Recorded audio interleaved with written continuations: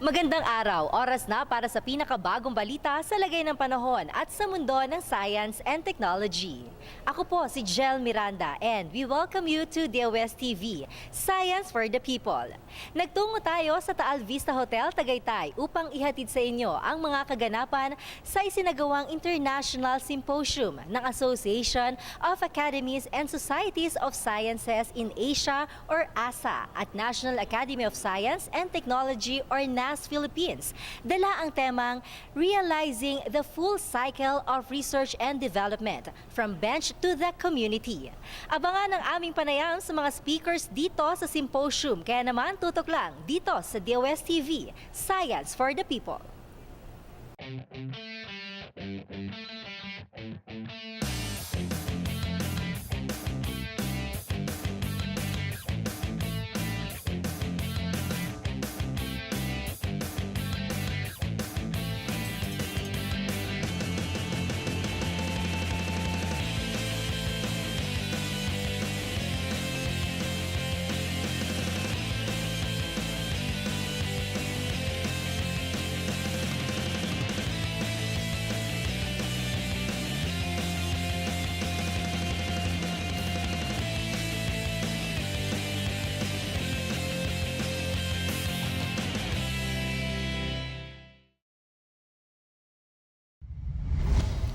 Makakasama po natin ngayon upang magbigay ng impormasyon sa naganap na AASSA-NAST Philippine International Symposium ang Director ng National Academy of Science and Technology Philippines, Ms. Luningning Samarita Domingo. Magandang araw, ma'am.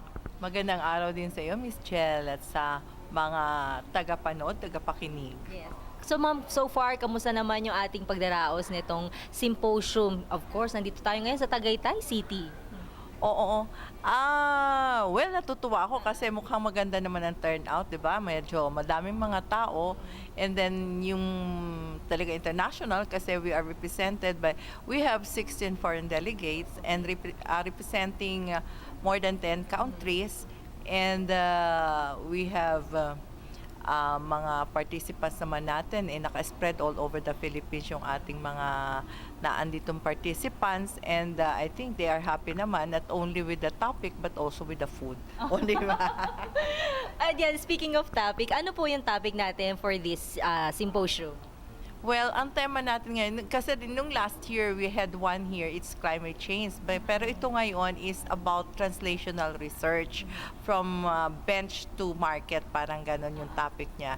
So, hindi lang siya, kasi di ba ang impression kasi nung iba nung una, yung translational research is related lang sa medicine.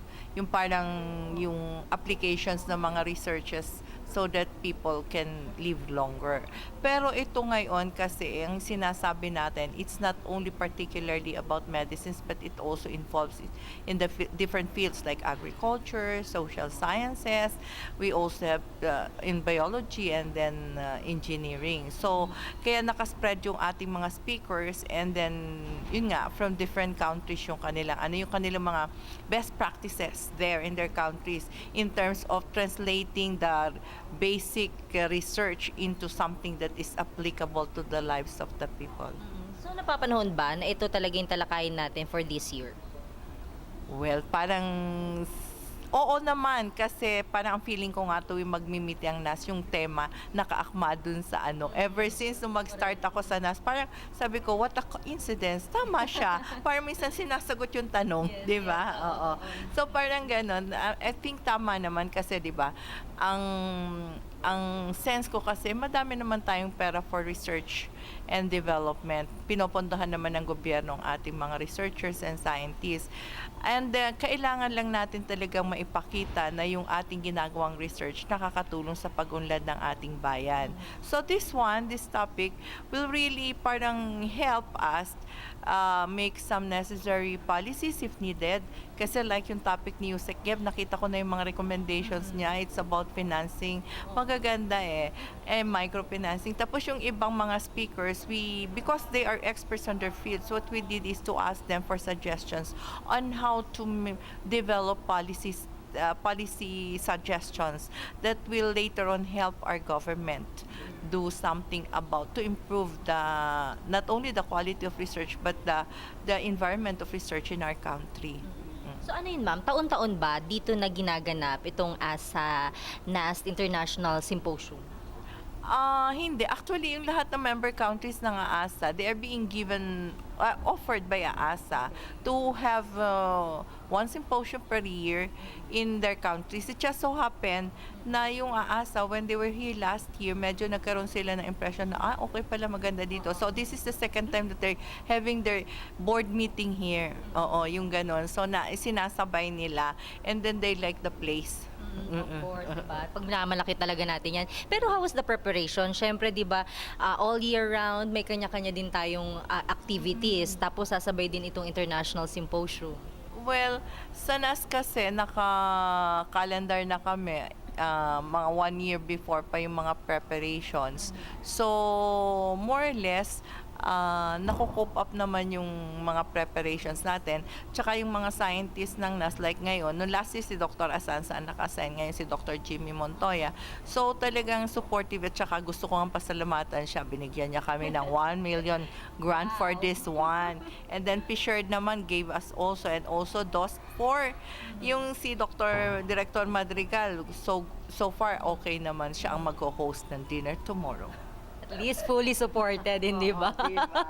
Pero ano yung mga siguro existing projects ng NAST pagdating sa translational research? Well, kung tungkol dyan, wala. Kasi alam mo naman ang NAS, we do not have research per se. Our members may be doing research in their own fields, in their own institutions, mother institutions. Pero yung NAS itself, because ang character namin is recognition and advisory, so talaga we just give award. And then because we have these top scientists with us, we are being given the mandate to give advice. So ngayon ma'am, ano yung mga dapat nating abangan for this year's symposium aside from this day na activities? Well, 2 days ito, and then we expect na yung mga statements, kasi aasa nga siya, all member countries will be given copy of the statements, and ang usapan kasi ng mga aasa member countries, if it's applicable to them, they will present it to the concerned agency in the government so that parang magkaroon ng ma-implement naman yung sinasuggest ng mga recommendations. Now, about NAST, we are continuing with all our scheduled events and activities kasi nga, recognition. So, meron pa kaming 3 awards na ibibigay this year. Yung Hemeniano TDO Campo Awards, meron ding Magsaysay Young Future Leaders Future Scientist Award, at saka yung international publications ng DOST, yung patents and publications, yung mga scientists sa DOST magiging masaya kasi bibigyan sila ng 60,000 per publications na ma-awardan, o ayaw mo pa noon. Gusto ko yan. So after this, yung result ma'am, paano natin mag-calculate? Yung results, there will be resolutions. Actually, kahapon magkakausap na kami ni Dr. Montoya na yung mga rapporteurs, they will be given, they are supposed to give us, submit to us some inputs dun sa resolutions and recommendation. And then, yung mga resolutions, recommendations, ipipresent kay Secretary de la Peña tomorrow at saka kay sa President ng AASSA. Secretary will be here tomorrow, kaya lang a bit early, so there will be some changes in the program. So any other expectations pa natin, siguro output nitong programa na to? So far wala naman. Siguro magkakaroon lang ng strong bonding yung mga member countries dito kasi syempre ngayon lang nagkakakilala uli kasi umiikot nga kasi yung AASSA. Baka meron pa kayong mga huling mensahe, ma'am? Well, Merry Christmas. Well, talaga namang may pera yung science and technology so far, ha. At saka yung environment talaga namang ini-improve, especially with Secretary de la Peña and the other officials of DOST na talaga namang really realize the potentials of our country in terms of science and technology. Thank you and congratulations. Talagang sobrang sipag ninyo. Hanggang December pa ito mga kaibigan. Tuloy-tuloy pa yung mga activities and projects natin and events. And congratulations again, ma'am. Thank you. Ayan na, syempre nakasama natin mga kaibigan at nagpapasalamat tayo nakasama natin Director Luningning Samarita Domingo, ang director po ng NAST Philippines.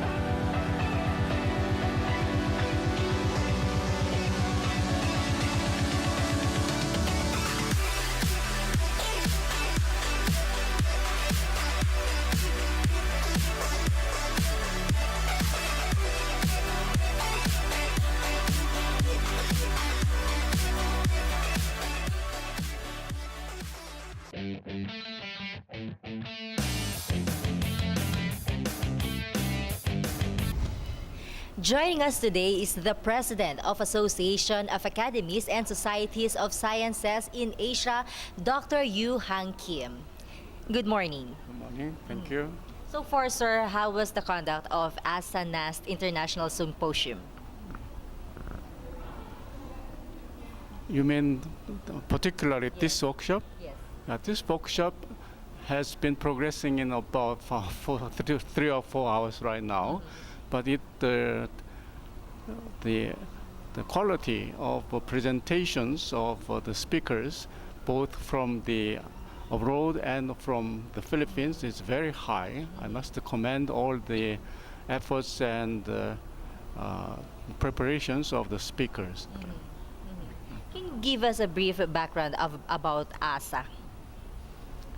AASSA is the association of the national academies of Asia. It's composed of 34 academies from the Asia and Pacific region. Pacific region, we mean Australia and New Zealand, and the Asian region, of course, from the Far East, Korea, Japan, China, and to the west, Turkey, Israel, and to the south, India, Sri Lanka, and to the north, the Russia and former Russian Federation states like Uzbekistan and Kazakhstan. So it comprises almost all countries in the Asia.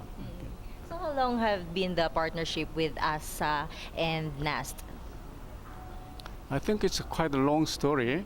Originally, there were 2 organizations of this kind in Asia. One was called AASSA, and the other one was FASSAS. Okay, in 2 organizations, the NAST was very active, but the 2 organizations has merged in 2012 and formed the new AASSA. Okay, since its foundation in 2012, only 5 years passed, and during those 5 years, including this one, NAST has contributed very greatly and actively, and NAST held 3 workshops or symposiums already. Okay. And this year, the theme of our symposium is translational research. Can you please explain us what is the benefits or importance of this topic? Of course, we scientists carry out our investigations and research.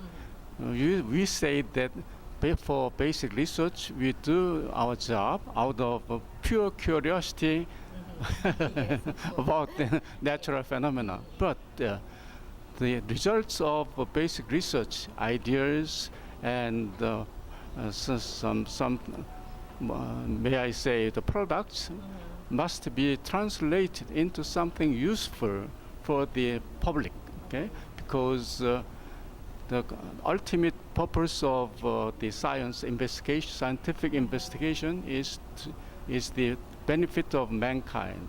And nowadays, especially, the research is mostly supported by the government fund, okay? that means taxpayers' money. So the people want some concrete result from the research. Okay, so you must translate the fruits of basic research into something tangible to the public. What are some examples of translational research? For example, when they first discovered the semiconductor, okay, long time ago, it's a long time ago, the scientists who invented semiconductor transistors, they don't think it would be so useful. But as you see right now, everything in information and communication technology is based on semiconductors. Okay. For example, what you have in your pocket, like this one. What is this? This A cell phone. Yeah.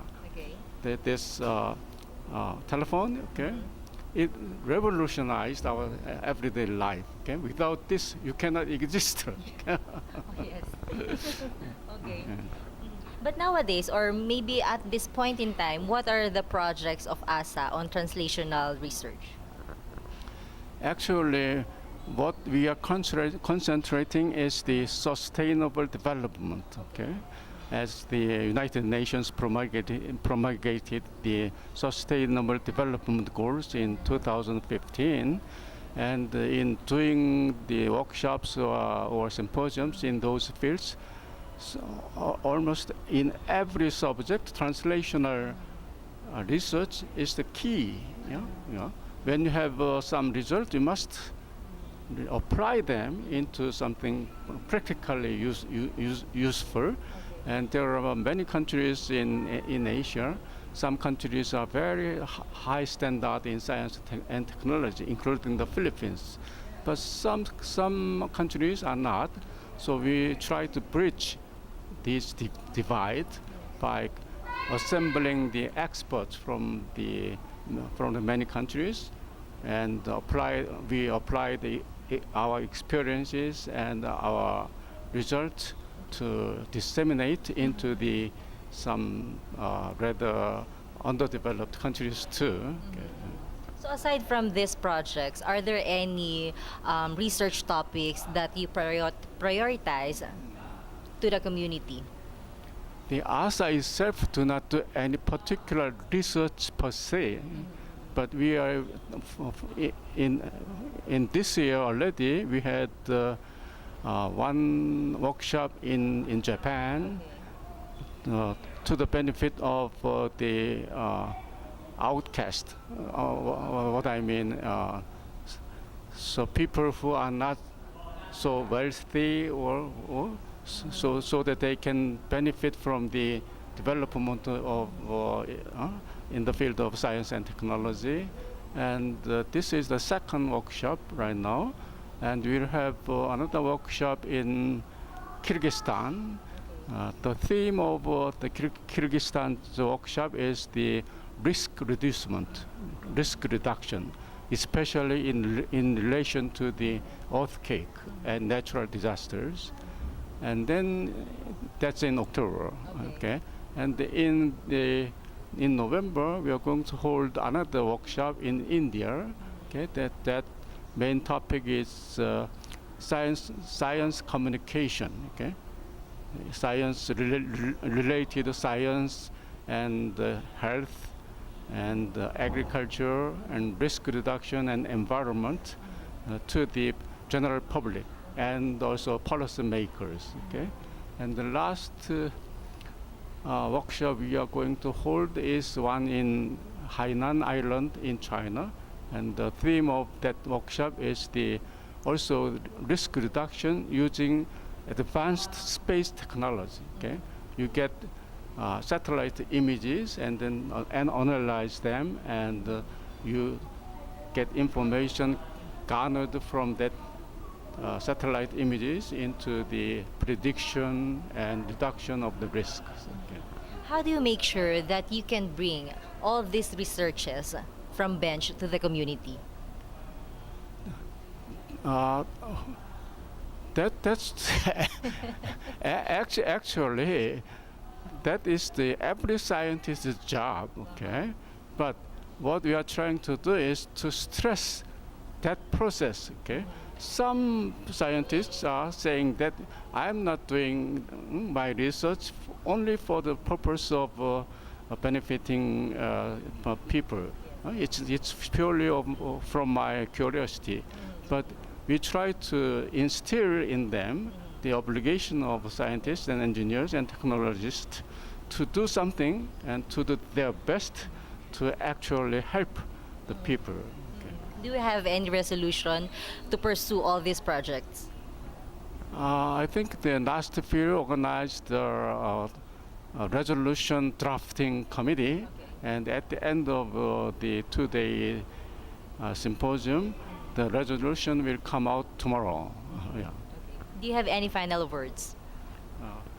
I just wish to express my gratitude to the National Academy of Science and Technology Philippines for hosting this symposium, and also for the very generous support and hospitality extended to the foreign visitors. Okay. Thank you so much. Thank you. Thank you for inviting. Thank you.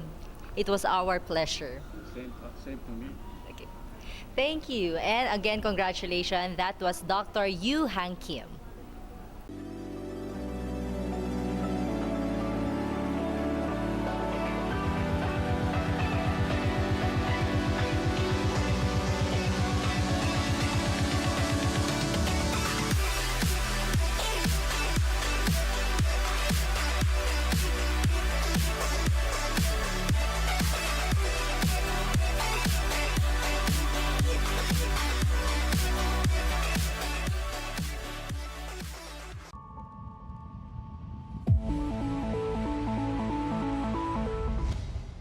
Magandang umaga po sa lahat ng ating mga kababayan. Narito na ang latest mula dito sa Pag-asa ngayong araw ho ng Martes. Sa kasalukuyan ay may minomonitor po tayong low pressure area sa loob po ng ating PAR, at base po sa ating huling analysis na mataan ng sentro nito sa layong 115 kilometers hilaga po yan ng Coron, Palawan. At inaasahan po natin na sa mga susunod na oras ay unti-unti na pong lalayo. Ang sentro nito ay unti-unting lalayo sa Philippine landmass, at tatahakin po nito ang West Philippine Sea bago po ito tuluyang lumabas ng ating Philippine Area of Responsibility. Ngunit sa kasalukuyan, kung mapapansin po natin sa ating Himawari satellite capture, ay meron pa rin makakapal na kaulapan dito po sa malaking bahagi ng Southern Luzon maging ng Kabisayaan. Direktang epekto po yan nitong low pressure area. Kaya para sa pagtayo ng ating panahon, inaasahan po natin na sa buong Central Luzon, kasama na ang Metro Manila at buong Southern Luzon, ay inaasahan po natin ang maulap na kalangitan na may light to moderate rains. Direct effect po yan itong low pressure area. But for the rest of Luzon, inaasahan po natin ng bahagyang maulap hanggang sa maulap lamang. So ito po yung Northern Luzon area na inaasahan natin generally fair weather apart from localized thunderstorms. Para naman sa pagtaya ng ating temperatura dito sa Metro Manila, maaari pa rin umabot hanggang sa 31 degrees Celsius ang ating maximum temperature dito, samantalang 28 degrees Celsius pa rin ho doon sa Tagaytay City, lalong-lalo na ngayon na medyo maulan po doon. Sa Baguio City ay pwede pa rin umabot hanggang sa 25 degrees Celsius, habang 33 degrees Celsius po sa Tuguegarao City. Dumako naman ho tayo sa Kabisayaan. Katulad nga po ng na-mention ko, meron tayong weather disturbance na nakaka-apekto ngayon dito sa ilang part ng Visayas, specifically western section, western region po ng Visayas. Inaasahan po natin ng maulap na kalangitan doon na may light to moderate rains. But for Central Visayas and Eastern Visayas, inaasahan po natin ng general fair weather apart from localized thunderstorms. Pwede pong umabot hanggang sa 30 degrees Celsius ang maximum temperature sa Iloilo City, habang 30 degrees Celsius po sa Metro Cebu at 30 degrees Celsius naman sa Tacloban City. Dumako naman tayo sa Mindanao. Dito po sa northern area o sa northern Mindanao, kasama po dyan ang Caraga region at ang eastern part po, which is ang Davao region. Inaasahan po natin ang maulap na kalangitan din na may light to moderate rains at mga posibilidad ng thunderstorms. But for the rest of Mindanao, inaasahan po natin ang general fair weather apart from localized thunderstorms. Pwede pong umabot hanggang sa 31 degrees Celsius ang temperature o maximum temperature doon sa Cagayan de Oro City, habang 32 degrees Celsius sa Zamboanga City at doon po sa Davao.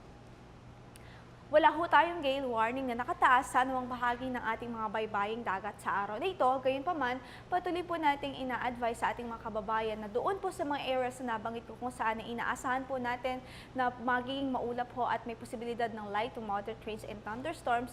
Kung maaari po sa araw na ito, kung pwede naman po na hindi muna po malaot dahil inaasahan po natin ang hindi gaano kagandang panahon, especially dito sa area ng Metro Manila, Southern Luzon, and Western Visayas. But for the rest of the country, sa natitirang bahagi po ng ating mga baybaying dagat, inaalaw naman po ng Philippine Coast Guard at hindi naman po pinagbabawalang pumalaot, maging yung mga maliliit na sasakyang pandagat.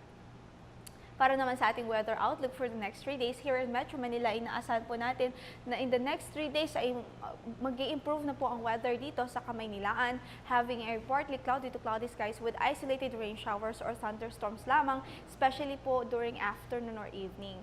At para naman sa pagtayo ng ating temperature, 25 to 32 degrees Celsius ang inaasahang magiging agwat ng temperatura simula bukas hanggang sa araw huyan ng Thursday. And on Friday, 25 to 32 degrees Celsius naman po ang inaasahan nating agwat ng temperatura dito.